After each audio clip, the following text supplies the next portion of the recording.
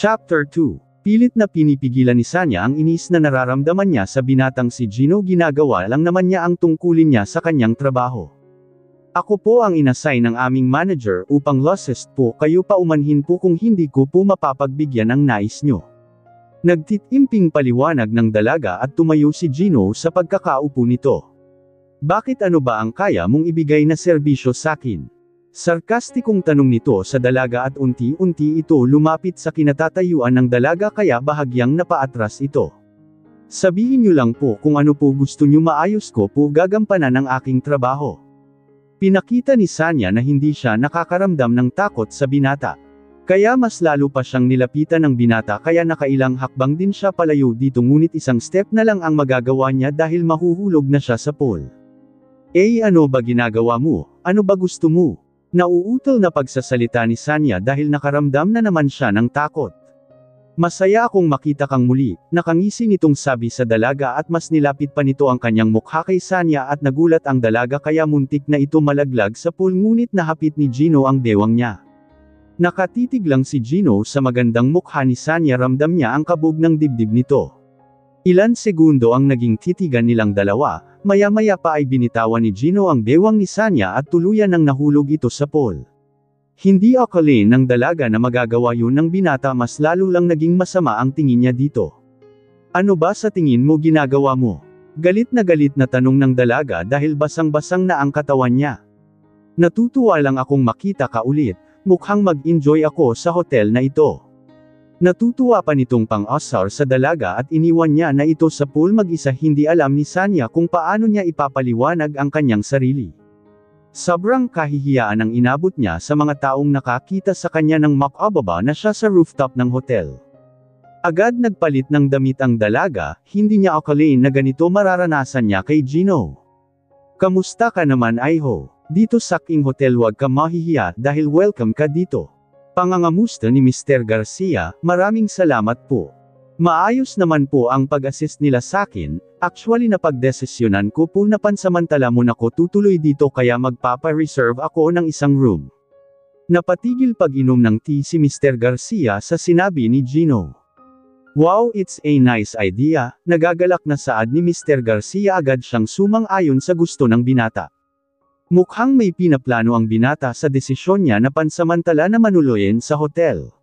Bakas sa mukha niya ang galak nang makita ang dalaga. Akala niya hindi na sila ulit pagtatagpuin ng dalaga. Nakauva na po ba si Daisy?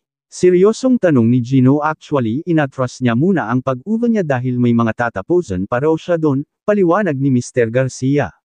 Ganun po ba? So, where are we going to talk about? Napapaisip na pagtanong ng binata. May mangyayaring transaction mamaya, gusto ko ikaw ang mag-accomplish nun. Magpapadala tayo ng 200 na mga armas sa grupo ng Midnight Syndicate. Diretsong saad ni Mr. Garcia sabay hit-hit ng kanyang tabako. Bakit ho ako ang gusto niyo mag-accomplish nun? Andyan naman po ang anak niyo na si Adrian, pagtatakang pag-uusisa ni Gina. Sa ngayon ayaw ko muna siya makisali sa mga transaction ko. Dahil 3 beses niya na akong nabigo, alam ko na magagawa mo to ng maayos, hindi mo naman ako bibiguin di ba? Nakangisi nitong pagkakasabi at tila humihingi ito ng pagsang-ayon mula sa binata. Naging maayos naman ang pag-uusap ni Mr. Garcia at ni Gino para sa gaganapin na transaction mamaya. Ang organization na binuo ng kanyang ama ay mula noon pang 1985 napatakbo ito ng kanyang ama kasama ang mga malalaking tao at may mataas na posisyon sa gobyerno, kaya masasabing napaka-powerful ng organization na kinabibilangan niya. Darating ang panahon na siya ang magpapatakbo nito dahil siya lang ang nag-iisang tagapagmana ng kanyang ama na si Don Rafael. Hindi man hiniling ni Gino ang buhay na mayroon siya at gusto niya nang bumitaw sa ganitong uri ng pamumuhay, hindi niya kaya humiwalay dahil sa diktador niyang ama. Pagkatapos ng kanilang pag-uusap ay nagtungo na si Gino sa pina-reserve niyang room sa hotel. Hello, si Mr. Gino Rodriguez ito. I need a wardrobe assistant, pagtawag ni Gino sa concierge desk. Samantala, habang nagbibihis si Sanya sa staff locker room ay agad naman siyang pinatawag ng kanilang manager kaya. Nagtungo na ang dalaga sa office ng kanilang manager, ngunit bago pa man siya tumuloy sa pagpasok sa pintuan ay huminga muna ito ng malalim. Magandang hapon po, Manager Ruiz. Malugod na pagbati ng dalaga sa pagharap niya sa kanilang manager. Ikaw ang iaasan kong personal concierge kay Mr. Gino Rodriguez kaya ayusin mo ang trabaho mo. Nagulat si Sanya sa sinabi ng kanilang manager. Ha? Bakit po ako? Nagulat tanong ni Sanya at nakita niya na kumunot ang noo ng manager nila. Anong bakit ikaw? Bakit ayaw mo ba? Ako ang masusunod kung sino maa-assign sa mga VIP guest natin. Tila nadismaya nitong pagkakasabi at napayuko na lang ang dalaga. Wala siya magagawa, bawal siya magreklamo dahil parte ito ng kanyang tungkulin. Nagtungo na si Sanya sa room ni Gino para ibigay ang mga damit na kailangan nito. Sinimulan niya nang kumatok sa room ng binata. Samantala, habang naliligo ang binatang si Gino, narinig niya ang pagkatok ng hindi pa nakilalang tao.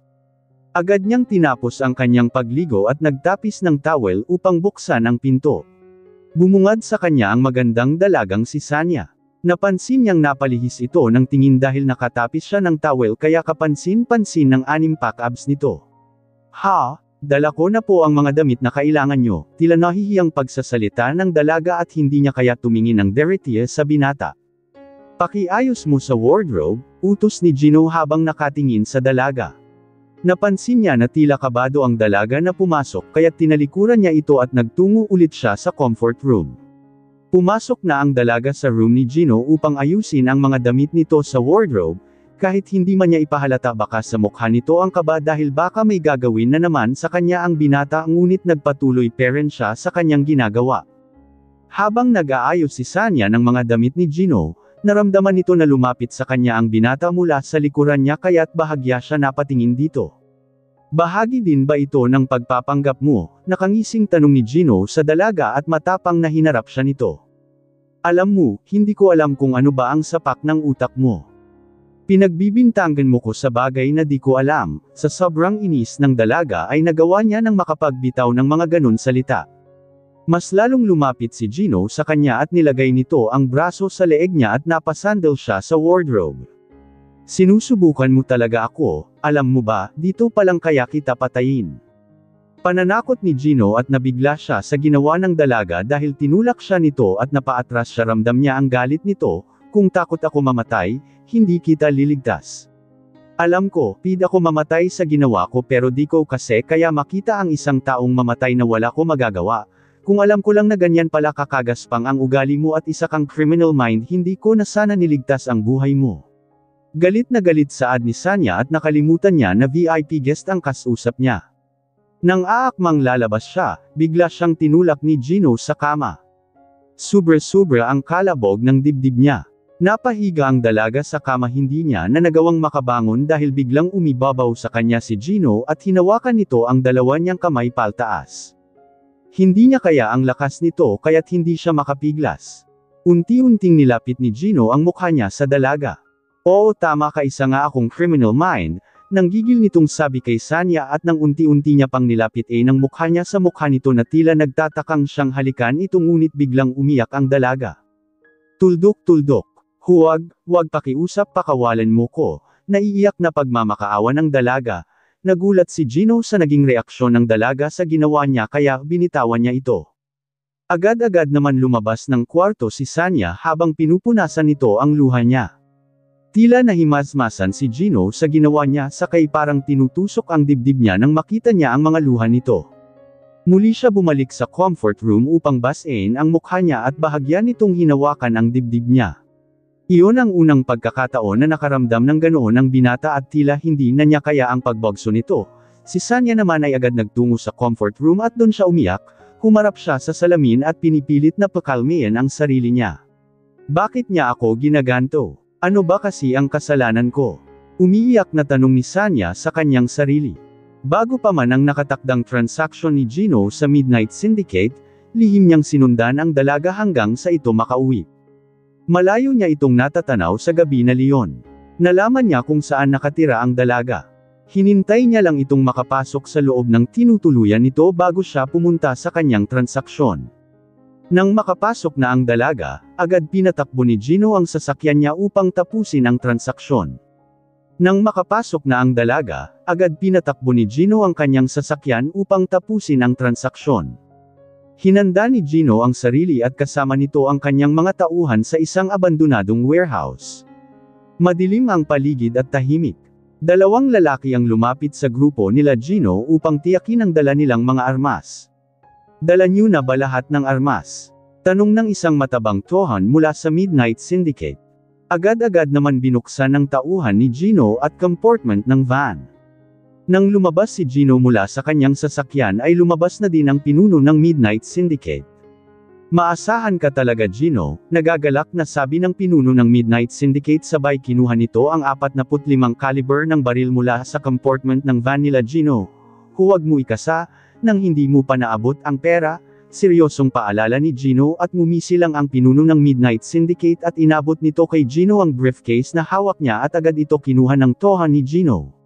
"Mula noon hanggang ngayon mahusay ka Parent Gino, natutuwa talaga ako sa iyo," natutuwa nitong sabi kay Gino. "Mag-ingat ka sa baril na hawak mo baka pumutok yan sa iyo," tila pang asar ni Gino sa pinuno ng kabilang grupo at pumasok na siya sa kotse niya. Humalaklak lang ang pinuno sa sinabi ni Gino at hinayaan na nito makaalis ang grupo ng binata nang makuha na nila ang mga armas. Naging matagumpay naman ang naging transaction nila Gino sa Midnight Syndicate kaya tuwang-tuwa si Mr. Garcia sa kanyang future son-in-law. Pagkatapos ng kanilang transaction ay agad nagtungo si Gino sa hotel upang magpahinga na rin. Pakiramdam niya masyado siya napagod ng gabing iyon. Gusto niya nang makatulog pero naiisip niya peren ang mukha ni Sanya masyado na siyang naguguluhan. Alam nito na nasaktan niya na ang dalaga, hindi niya alam bakit nakakaramdam na siya ng guilt sa mga ginagawa niya dito. Ayaw niya maramdaman ang bagay na yun, takot siya makaramdam ng ganon. Matigas ang puso ng binata at yun ang pagkakakilanlan nito sa sarili niya. Hindi siya makaramdam ng guilt at awa mula sa ibang tao, dahil hindi yun ang pagkatao niya, hindi siya pwedeng maging mahina dahil maapektuhan nito ang buong pagkatao niya. Kinabukasan, maagang pumasok ang dalaga sa hotel kahit pa puro pagbabanta na lang ang inaabot nito kay Gino. Sa totoo lang ayaw niya na talaga makita ang binata pero wala siya magagawa dahil isa tong VIP guest nila. Wala siya magagawa kundi pakisamahan ng maayos ang binata. "Kamusta naman ang pagiging personal concierge mo sa future son-in-law ng CEO natin Sanya?"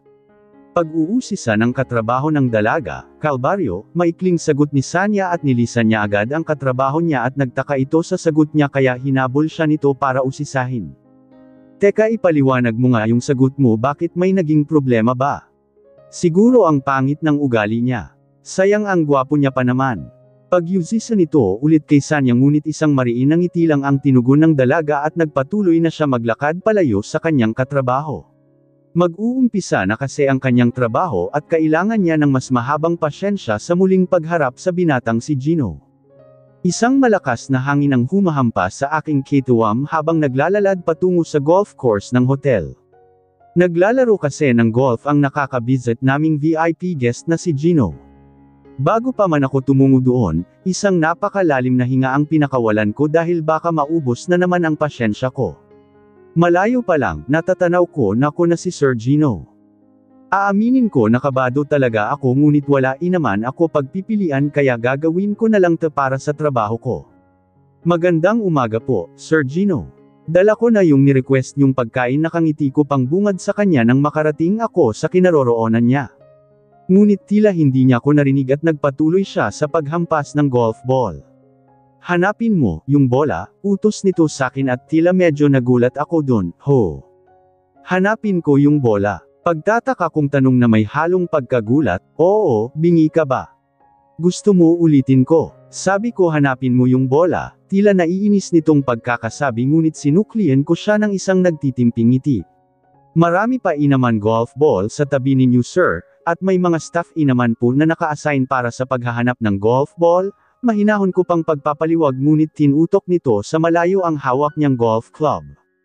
Sabi ko hanapin mo at ibalik mo dito kung ayaw mo puntahan ko ang manager ninyo at i-report ka. Naiinis nitong saad at napangisi na lang ako sabay hinga ng malalim at nag-umpisa na kong hahanap ang golf ball. Akala ko sa paghahanap ko ay matatapos na ko papunta pa lang pala sa exiting part dahil sa bawat pagtilapon ng bola, agad niyang pinapadampot sakin sobra-sobra na ang pagod ko at nabubusit na talaga ako sa mga pagpapahirap niya sakin kaya hamarang nako sa mismong harapan niya at sinabi ko na napapagod na ko. Tama na. Pagod na ko napaka-immature mo, ano ba kasi ang gusto mo? Bakit mo ba ako pinapahirapan ng ganto? Naiiyak ko nang sabi at bigla na lang ako napaupo sa harap niya, kasabay ng pagbuhos ng ulan. Ramdam ko ng pagtama ng bawat patak nito sa aking katawan tinamad na ko maglaro, pahayag nito, at umalis na siya sa harap ko nang parang walang nangyari at sa sobrang bisit ko muli akong hamarang sa harap niya. Mag-sorry ka, naiiyak kong saad at nakatitig lang siya sakin. Kita ko ang paglunok niya at nagulat ako sa ginawa niya. Bigla niya hinipit ang bewang ko at bigla niya na lang ako hinalikan. Hindi ako makapaniwala sa ginawa niya. Ramdam na ramdam ko ang mga labi niya sa labi ko, maya-maya pa ay bigla ko siya tinulak at sinampal ng malakas at sabay takbo. Bakit sobrang lakas ng kabog ng dibdib ko? Bakit parang nagustuhan ko ang mga labi niya nalinis ako sa sarili ko? Gusto ko sumigaw gusto ko magalit pero di ko magawa. Pagpasok ko sa lobby ng hotel sumalabong sakin ang kaibigan kong si Jana. Sanya naabutan ka ng ulan sa labas, pag-aalalang tanong nito sakin. Magpapalit muna ko mahina kong pagkakasabi at nagtungo na ko sa staff locker room. Habang palayo siya sa kinaroroonan ko, di ko na malaya na unti-unti na pala ako napapangiti. Ramdam na ramdam ko peren ang mga labi niya. Maya-maya may tinawag ng pangalan ko agad ko tinago ang mga ngiti sa labi ko. Boss may nakuha na kaming information kay Spencer. Balita ng tauhan ko habang inaabot sakin ang ilang kuha ng litrato ni Spencer. Nasaan siya ngayon? Nanggigil kong tanong kasulukayan nasa Thailand po siya ngayon at babalik siya ng Pilipinas sa ikalawang buwan. Nanggigil ako sa binalita sakin ng tauhan ko dahil nalaman ko nagpapakasarap si Spencer sa perang ninakaw niya samin. Hanggang ngayon pinagbabayaran ko ama ko ang nagawa kong pagkakamali. Wala ako magawa sa ngayon tanging sa paglukot ng litrato niya na idadaan ko ang galit ko sa hayop na yon. Pagkatapos namin mag-usap ng aking tauhan, dumiretso na ko sa room ko sa hotel kailangan ko ng malamig na tubig sa katawan ko. Habang unting-unti nababasa ng tubig ang katawan ko. Biglang naalala ko ang mukha niya. Aaminin ko sa lahat ng mga babaeng nakasama ko, siya ang may pinakamagandang mukha at nanaisin mo na maangkin siya. Bawat pagpilit ko, mukha niya lang ang nakikita ko. Ngunit pilit kong pinipigilan ang damdamin ko, bawal ako magmahal. Hindi ako malayang magmahal ng kahit sino man sa mundong kinagagalawan ko, hindi ako malayang magmahal na naayon sa kagustuhan ko. Lumipas ang oras, hindi ko na malayan na gabi na. Ito yung oras ng pag-uwi ng babaeng yun kaya naisipan kong bumaba sa lobby ng hotel at hintayin siyang mag-out. Palihim ko siyang sinundan ng gabing yun. Hindi ko alam bakit bigla na lang ako nagkaroon ng pag-aalala at gusto ko matiyak na lagi siyang ligtas sa kanyang pag-uwi. Habang naglalakad siya, narinig ko na binibilang niya ang bawat step niya at pinagtataka iyon. Ilang sandali pa huminto siya at tumingin sa madilim na kalangitan. Nakikita ko ang mga luha niya na nagpasikip ng dibdib ko. Naisip ko siguro masyado na siyang nahihirapan sa mga ginagawa ko. Muli na naman ako nakaramdam ng guilt na hindi dapat maramdaman ng isang mafia na tulad ko. Muli ko siyang sinundan sa kanyang bahay may kalumaan na yung tinitirahan niya di ko lubos maisip na nakakaya niya na magtiis sa ganun. Bago pa man siya tuluyan makapasok sa kanyang bahay ay may isang taong hamarang sa kanya. Nakita ko na tinutukan siya nito kaya, agad-agad akong lumapit sa kinaroroonan niya. Niyakap nito patalikod ang babae na iyon at tinutukan niya ng kutsilyo sa leeg. Teka, ano ba ginagawa mo? Sino ka ba? Natatakot na tanong nito sa lalaking tumutok ng kutsilyo sa kanya. Bitawan mo siya. Seryosong utos ko at tinutok ko ang dala kong 45 / 9mm na kalibre ng baril. Nakita ko na lumaki ang mata ng babaeng iyon at tila nagulat sa pagsulpot ko. Nagulat ang dalagang si Sanya hindi niya akalain na makikita niya si Gino sa kanyang harapan na may hawak na baril. Ano, paunahan na lang tayo, iputok mo yung baril at siguraduhin kong may tatarak ko, tunghawak ko sa leeg niya. Panghaamon nito sa binata sabay ngisi nang may pang-asar. Pakiusap, ibaba mo yung baril mo. Naliyak na pakiusap ng dalaga at mas lalong diniin ng stranggerong lalaki ang kutsilyo sa leeg niya. Ibaba mo yung baril mo at sipaan mo papunta sa akin. Utos ng strong hero kay Gino. Nakikita ni Gino na unti-unti nang bumabaon ang kutsilyo sa leeg ng dalaga kaya dahan-dahan niyang binaba ang hawak niyang baril at sinipa papunta sa strong hero. Pinakuha ng stranggerong lalaki sa dalaga habang nakatutok ang patalim. Bago pa man makuha ng dalaga ang baril na nasa lupa, agad na hinubad ng binata ang relo niya at binato sa mukha ng strong hero. Ito ay dahilan para mawala ang focus nito at mabitawan ang dalaga. Nang makawala ang dalaga ay doon na nag-umpisa ang laban ni Gino at ng strong hero. Magaling din makipaglaban ng strong hero kaya nasipa nito si Gino. Muling bumalik ang tingin nito sa dalaga at agad niya itong susungaban ng patalim, ngunit agad na iharang ng binata ang kanyang katawan at sa katawan niya bumaon ang kutsilyo. Nagulat si Sanya sa nangyari maya-maya nagsalputan ang mga tao dahil sa malakas na pagsigaw ng dalaga para makahingi ng tulong at agad naman na isugod si Gino sa ospital. Kinabukasan, nagising si Gino sa isang malakas na hilik kaya bahagya siya napagalaw at tila hinahanap niya ang malakas na tunog na iyon. Napansin niya ang dalaga na natutulog sa katabing bed. Bigla niya naalala ang nangyari kagabi, sinalag niya ang patalim na dapat sa dalaga matama. Nais niya sana tumayo kaso napansin niya yung swero na nakakabit sa kamay niya, humiga na lamang siya ulit at pinagmasdan ang dalaga. Ivan, huwag mo ko iwan, Ivan. Ivan. Pasigaw na pagkakasabi ng dalaga at nagulat si Gino. Nanaginip pala si Sanya. Ilan segundo rin nilibot ng dalaga ang paningin sa paligid at bigla bumangon at sandaling natulala. Maikling sabi ni Gino para mapansin ng dalaga na nasa tabi siya nito, at napatingin ito sa kanya. Oh, gising ka na pala, okay na balagay mo? Pag-aalalang tanong ng dalaga at lumapit siya kay Gino. Huwag ka nga, dyan, hindi pa ko mamatay. Maliit na sugat lang ito. Wala lang naman ito, mayabang na pagsasalita ni Gino at napakunot ang noo ni Sanya dahil mayabang ang dating ng binata sa kanya. Sa bagay, masama ka nga palang tao diba, di ka pa mamatay. Sarkastikong banat ni Sanya at biglang napatingin sa kanya ang binata na tila nenas sa sinabi niya. Hey, makaalis na nga dito. Pabaantong saad ni Gino at tinanggal niya ang swero na nakakabit sa kanya. Nang hahakbang na siya hinawakan ni Sanya ang kamay niya para pigilan, Teka, bakit ka naman aalis?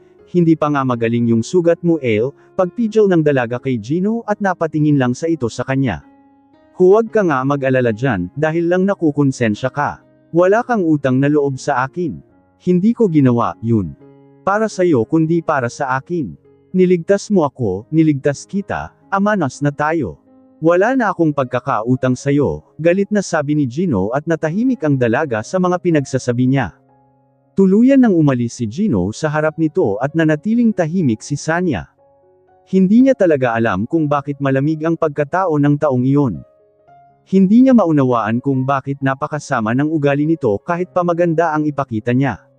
Nasasaktan siya sa trato sa kanya ni Gino. Nang sinundo na si Gino ng kanyang mga tauhan nakita niya ang dalaga bago pa man siya makasakay sa kotse niya tinignan niya na lamang ang dalaga mula sa salamin ng kanyang kotse habang palayo siya. Nang sinundo na si Gino ng kanyang mga tauhan, nakita niya ang dalaga bago pa man siya makasakay sa kanyang kotse.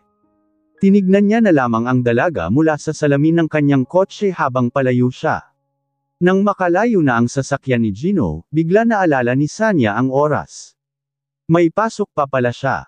Agad-agad siya naghanap ng masasakyan para makapag-asikaso sa pagpasok niya. Samantala, si Gino dumiretso sa kanyang ama para pag-usapan ang bagong transaction. Kamusta ang staycation mo sa hotel ni Mr. Garcia?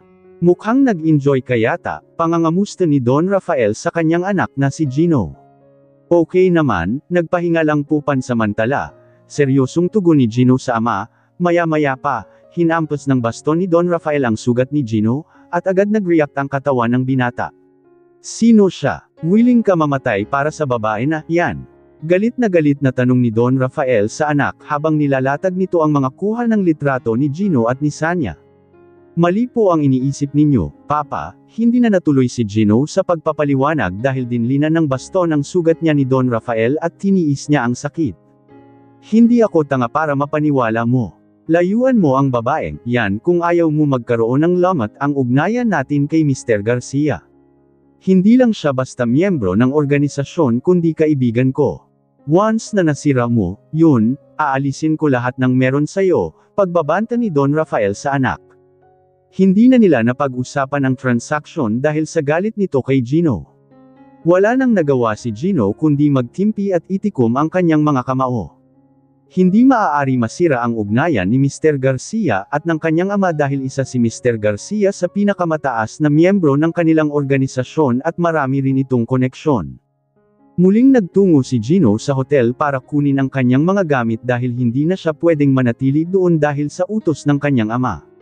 Pagpasok niya sa lobby ng hotel, nakita niya ang dalagang si Sanya. Nagkunwari siyang hindi niya ito nakita at nagpatuloy sa kanyang paglalakad. Kailangan niyang iwasan ang dalaga dahil ayaw niya ito mapahamak dahil kilala niya ang ama niya. Lahat ng pwedeng makasira sa kanilang organisasyon ay kayang-kaya patayin ng kanyang ama.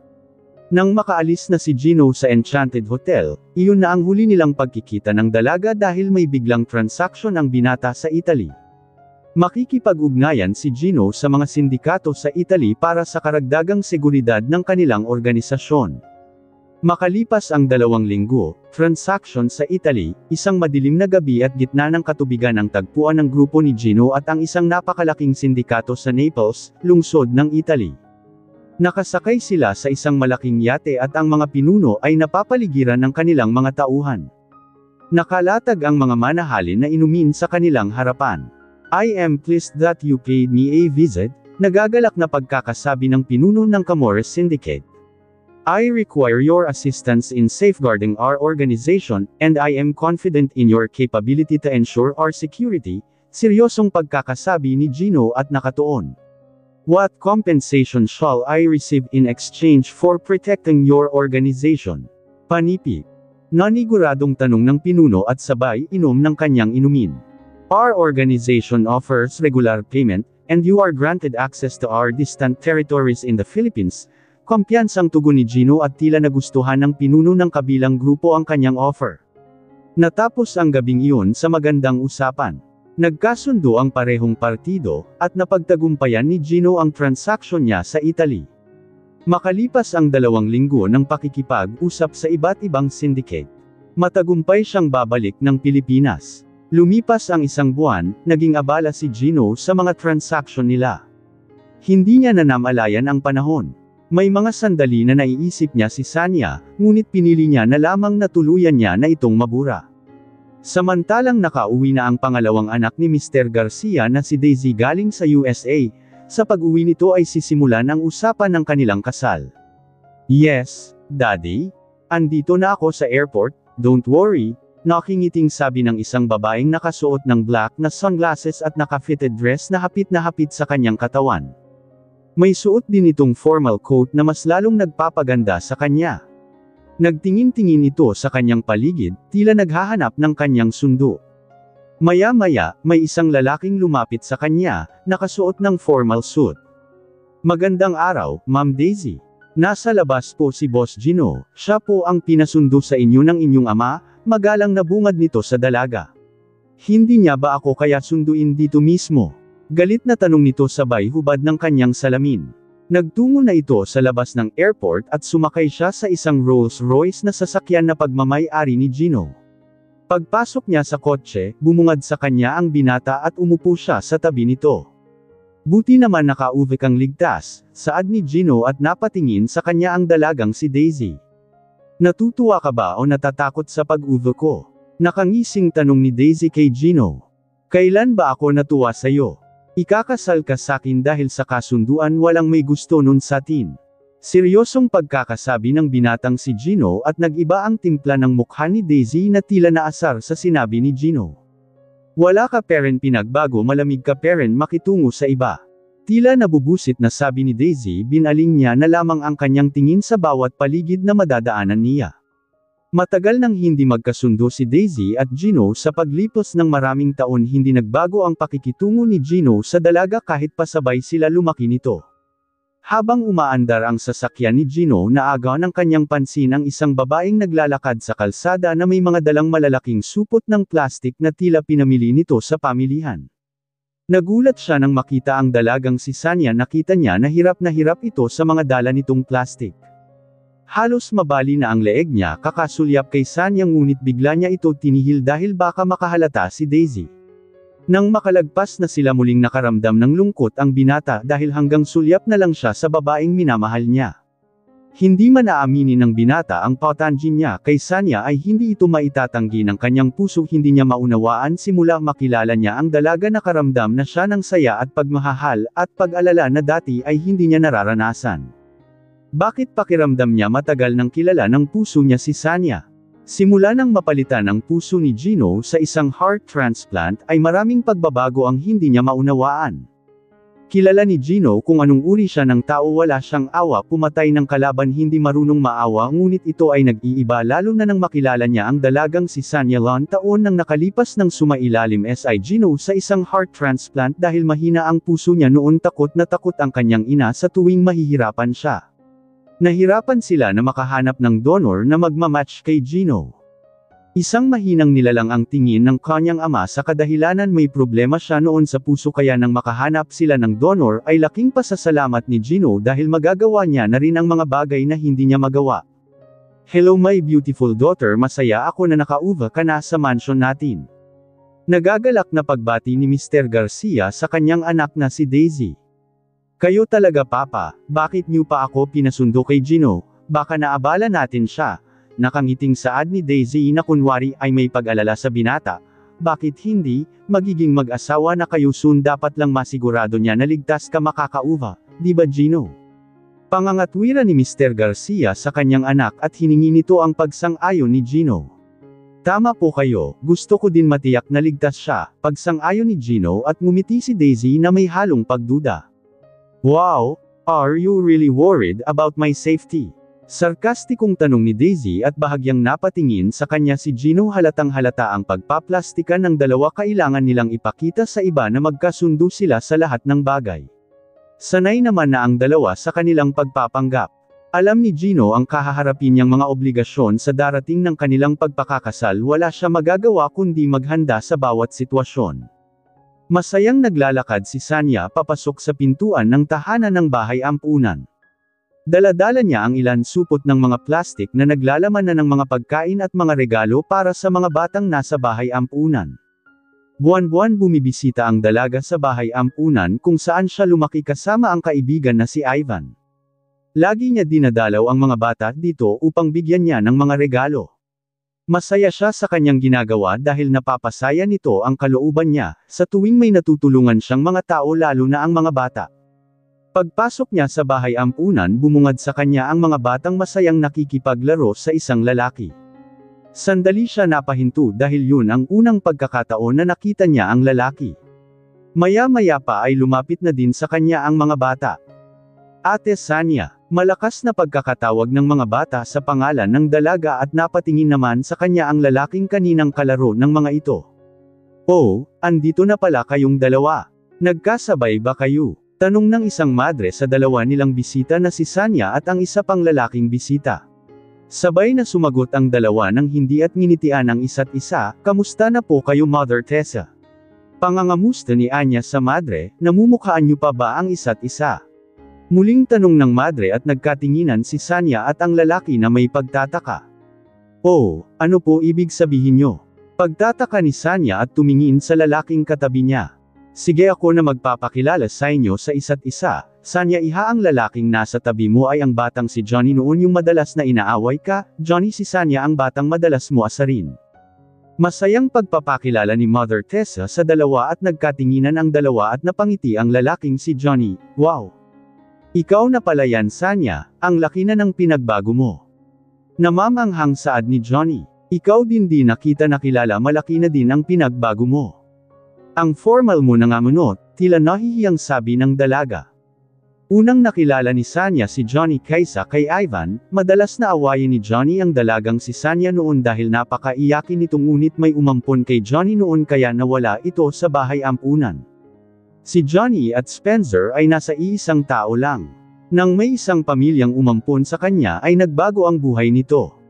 Naging masaya naman siya sa mga magulang na umampon sa kanya, Ngunit hindi nagtagal yun dahil pinatay ng isang hitman ang mga umampun sa kanya. Naging palaboy-laboy siya noon gang sa napasali siya sa isang gang sa Manila na kalaunan ay naging kanang kamay ng pinuno ng isang mafia. Doon na siya binagsakan na Spencer. Mayroon pulang buhok si Spencer at mistiso din ito katulad ni Gino at masasabi mo mamalakas din ang dating nito. Nagtayo ng isang sindikato si Spencer banta sa organization nila Gino. Ang dating pinaglilingkuran niyang amo ay mortal niya ng kalaban. Matalik na kaibigan ang turing sa kanya ni Gino ngunit nagtraidor siya dito. Dahil sa lihim na paghihiganti kay Don Rafael na ama ng binatang si Gino. Pagkatapos bumisita ni Sanya at ni Johnny Orr mas kilalang si Spencer. Nagtungo sila sa isang restaurant sa Makati upang mas lalong makapag-usap. Naging masaya naman ang kanilang pag-uusap ngunit lingid sa kanilang kaalaman isang tao ang palihim silang kinukuhaan ng litrato. Boss, may magandang balita ako sa inyo, nakauva na ng bansa si Spencer, namamadaling balita ng toha ni Gino at pinakita nito ang mga kuhang litrato ni Spencer at Sanya. Laking gulat ng binata. Nang makita ang dalawa na buo sa kanyang isipan na tama ang paghihinala niya sa pagkatao ng dalagang si Sanya. Mas lumakas ang paniniwala niya na speya ni Spencer ang dalaga. Sa galit ni Gino binasag niya ang hawak niyang whiskey glasses. Ligtas naman nakauva ang dalaga dahil hinatid siya ni Spencer sa mismong bahay niya. Sa hindi kalayuan ay nakatambay ang sasakyan ni Gino sa bahay ng dalagang si Sanya. Hindi niya mapigilan ang kanyang galit kaya nagtungo siya doon. Nang makaalis na si Spencer ay agad lumabas ng kotse si Gino para kumpantrahin ang dalaga. Bago pa man makapasok ang dalagang si Sanya ay hinawakan siya ni Gino at nagulat siya dito. Kitang-kita niya ang mga mata ni Gino na galit at humihigpit ang pagkakahawak nito sa kanyang kamay.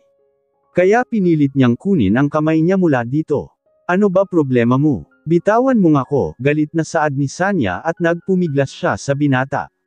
Tama ako sa pagkakakilala ko sa pagkatao mo, kala mo maloloko mo ko.